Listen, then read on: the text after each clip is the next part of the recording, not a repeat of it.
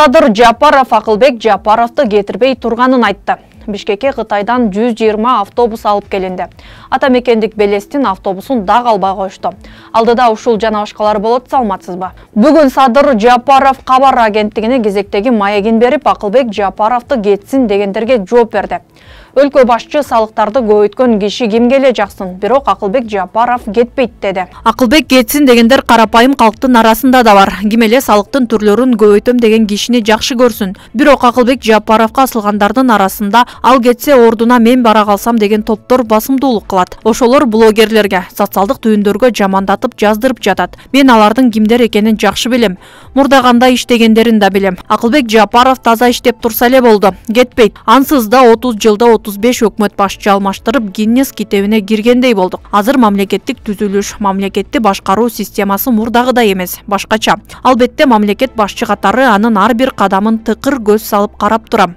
Акылбек Жапаровга карата эл арасында эле эмес, саясатчы депутаттар арасында дагы түрдүү пикирлер айтылып келет. Акылбек Жапаровду көзөмөлдөш үчүн президент көзөмөлдөгөндө Акылбек Жапаровго караганда эки эсе тез ойлонуш керек.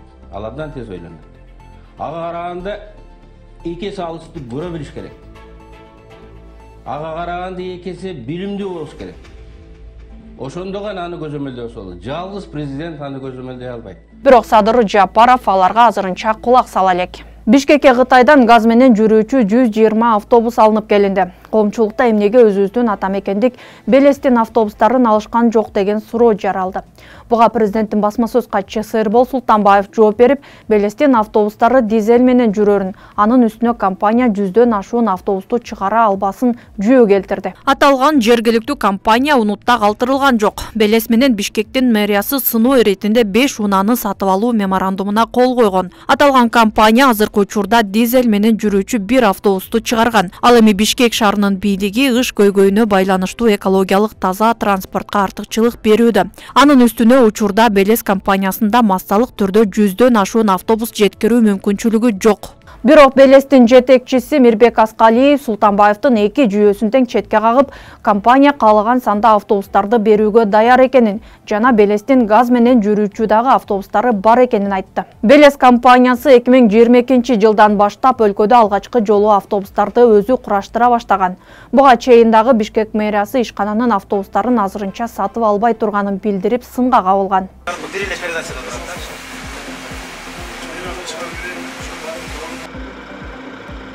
Кошумчалай кетсек, бүгүн Садыр Жапаров өзгөчө кырдаалдар министрлиги менен саламаттык сактоо министрлигине атайын техникаларды. Ал эми мэрияга жаңы автобустарды тапшырды. Президент жакында Орусиядан жардам катары дагы 40 дана өрт өчүрүүчү техника жана Ми-8 тик учагы келерин айтты. Россия мамлекетинен дагы 40 дана жаңы өрт өчүргүч унаалар менен бир Ми-8 тик учагы жардам катары келе жатат. Буларды дагы суммасы 20 миллион доллардын тегерегин түзөт. Аларды дагы келери менен тапшырып беребиз. Ошентип жалпы өлкө боюнча өзгөчө кырдаалдар министрлиги муктаж болгон техникалар менен толук жетиштүү болуп, алдыда келе жаткан 15-20 жылга чейин техникалык муктаждыктар жоюлат десек болот.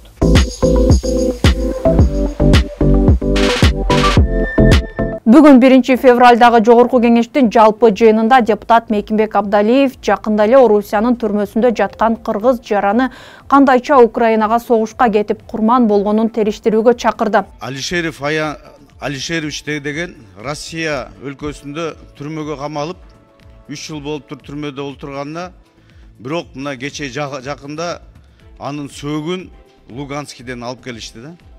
Луганскиден ордер бериптир, башка бериптир. Биздин Россияда олтурган, түрмөдө олтурган жаран кантип Украина менен Россиянын ортосунда болуп аткан согушта пайда болуп ошол жерден сөөгө келди. Биздин тийиштүү органдар, биздин посольство, консульство ушуну иликтеп бериңиздер. Ал биздин жараныбызды өз калоосу менен кеткенби, жаны кандай мажбурлап алып кетишкенби, мыйзам боюнча андай болбош керек. Бул Алишеров Аян Нокен районунун Нокен айыл өкмөтүнүн Шалка деген айылынан болот. Биз тааныйбыз. Ошол жакка барып бир мыйзам бузуп камалган экен да. Кече жагында сөөгүн ошол согуштан алып келишти да. протоколдук поручение берсек тоорага биздин жарандар ал жакта ал конфликтке эч кандай тиешеси жок жана болбош керек. Эскерте кетсек, буга чейин Орусиянын абагында жазасын өтөп жаткан Аян Алишеров аттуу кыргыз жараны Украинадагы согушта каза болуп, сөөгү келгенин бир нече маалымат каражаттары жазган. Элге бөлүнгөн акчаны жеген адамдарга эки дүйнө тең жакшы болбойт. Мындай пикирин бүгүнкү жогорку кеңештин жыйынында депутат Талант Мамытов билдирди. Депутат элдин иштеген акчасын жеп жаткан Ноокендеги Кытай компаниясы тууралуу сөз кылды. Чан Юан деген компания бар екен. Бардык компанияларда 20 000 сомдон эмгек майына төлөнөт экен. Ал эми аталган компания 15 000 сом гана төлөйт экен. Маалымат келип жетти. 5 000 сомун ортомчулар алып өзлөрү жешет экен. Анан ошол жөн эле эме албастан жогорку кеңештин тиешелүү укук коргоо органдарынын атын сатышат экен. Кошумча сот фонд төлөнбөйт экен. Келишимдер ай сайын жаңыдан түзүлөт экен. Мен ушул трибунадан туруп айтып коет элем, ким ушул сууга бөлүнгөн акчадан, жолго бөлүнгөн акчадан, ошондой эле элге бөлүнгөн акчадан, майнасынан жеген адамдар эки дүйнө жакшы болбойт. Bir günü olsa bir günü bir жеринен чыгат, айтып коеюн. Ошондуктан бул маселе боюнча дагы тиешелүү протокол тапшырма берет элем. Ал эми депутат Шайлообек Атазов TikTok Кыргызстанда жаш мундун идеологиясын терс багытка бурганын, жаман нерселерди көрсөтүп жатканын айтып, аталган социалдык түйүндү жабууну талап кылды. Интернет булактарында мына TikToктогу жаман нерселерди көрсөтүп, бул TikTok деген биздин жаш муундарды жаман жака идеологияны бура турган болот окшойт. Эми Алмаз Акунжанович маданият маалымат министрине тапшырма берип, ушул TikToктун жаман жака бурмалап атканы боюнча иш алып барбайсыздарбы? Эми уятко мындай көрүп туруп бул үй бүлө менен кантип көрүп атат. Анан кийин бул жерде биздин мамлекеттин улуттук баалуулуктар, улуттук саясаты да болуш керек да. Ошону карап аткан тармак эмне кылып атат? Башка өлкөлөрдө жокко бул TikToкту андай көрсөтө тургандары. Өзбекстан, Казакстан дегенде. Ушуга көңүл буруп койсоңуздар. Ал ортодо депутат Арсланбек Малиев иштегенге эч кандай шарт түзүлбөй жатканын айтып, төрөгага даттанды.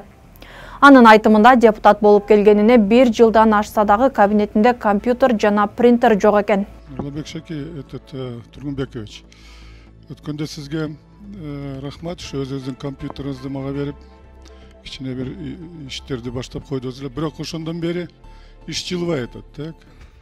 Бүгүнкү күндө ошол эмеде иштей албай атам, шарт түзүлгөн жок да.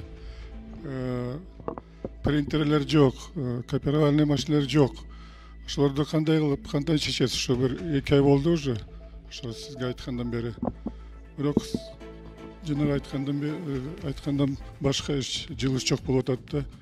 Ошо шарт түзүп бергилечи, болбосо уже 1 жыл өттү депутат болгонубузга. Силерге деле ошол ойлойм, бул жаман угулат, бирок чечиш керек да баары бир. Ошо эске алып шуну тез арада чечип бергилечи. Өзүңүздүн убадаңыз бар эле. Ырасында Малиев бийликти сындап айласын кетирип жаткан депутат болсо бир жөн. Бар жогу билинбеген депутатты эмнеге мынча наалытып жатышты экен. Кыргызстанда пиязды чет өлкөгө алып чыгууга 3 айга тыюу салынды. Чечимди өкмөт кабыл алды. Бул пияздын кымбаттап жатканына байланыштуу. Кошумчалай кетсек, өлкөдө жарым ай ичинде пияздын баасы дээрлик 2 эсеге көтөрүлгөн. Бишкек шаарында адамды жүзүнөн тааный турган 519 видеокамера иштеп баштады. ИИМ камералар өлкөдөгү кылмыштуулук менен күрөшүү максатында иш алып барарын билдирди. Учурда издөөдө жүргөн адамдарды кармоо, дайынсыз жоголгон адамдардын жүргөн жерин аныктоо, тартип бузууларды же мушташуулардын алдын алуу, кылмыштуулуктун бетин ачуу жана жарандарга ар кандай жардамдарды көрсөтүү процесстери жүрүүдө деп билдирди министрлик. Күндүн маанилүү жаңылыктарын биздин социалдык тармактагы баракчалардан окуңуз. Берүүнү жыйынтык Тайм, саламатта туруңуз. Фейк менен манипуляцияга каршы күрөшөбүз. Жети медиа бирге фейкке каршы иштейт. Check-it Media. Так маалымат берет, жалгандын жүзүн ачат.